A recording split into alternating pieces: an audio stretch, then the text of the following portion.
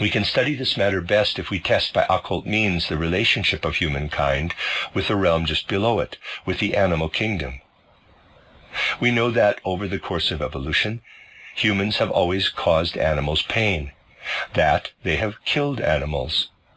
Those who have learned to recognize the importance of karma in human life often experience it as very wrongful that animals who do not reincarnate should suffer, should experience pain, and even as far as higher mammals are concerned, undergo death with a certain level of consciousness. No karmic compensation will take place. Human beings naturally experience karmic rebalancing during Kamaloka for the pain they have inflicted on animals, about which I am not going to talk at the moment. I am talking about compensation for animals. Let us be quite clear about this thought. When observing human evolution, we see how much pain humans have inflicted upon the animal kingdom, how many animals they have killed. What does this pain, what does all this death signify throughout evolution? Occult research shows us that all pain experienced by sentient beings, apart from humans, and every death sows seeds for the future. Just as animals are willed by advancing divine evolution, they are not intended to have incarnations in the same way as humans. But if change is introduced into this wise cosmic plan, if human beings interfere and meddle in animals' evolution, not leaving it in peace as it would evolve without us, what happens then? Occult research tells us that all pain and every death perpetrated by human beings upon animals all return and are restored, not through reincarnation, but because harm and pain has been caused to animals.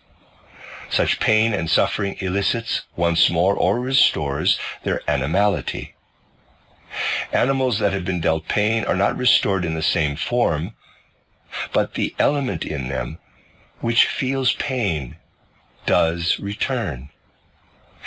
It returns such that the sufferings of animals are rebalanced, each painful experience being replaced with its opposite sensation. This pain, suffering, and death are seeds sown by humankind. They return in that their opposite sensation is adjoined in future. To take a concrete example, when Earth is replaced by Jupiter, animals will no longer appear in their present form, but their pain and suffering will awaken the sentient forces of that pain. These will live in human beings, incorporating themselves as parasitic creatures. The senses and feelings of human beings will create the compensation for that pain. That is the occult truth, which can be spoken of in unvarnished and objective terms, even if this is unpleasant for people of today to hear. Human beings will suffer, and from it animals will derive a certain pleasant sensation, will have a good feeling as compensation for their suffering. This is already beginning to happen slowly and gradually over the course of our present life on earth, however strange it may seem. Why is it that people are plagued by organisms that are actually neither animal nor plant, but somewhere between the two? Entities somewhat related to bacilli, which derive a sense of well-being from human suffering. We have created this destiny in earlier incarnations because suffering and death were inflicted on animals.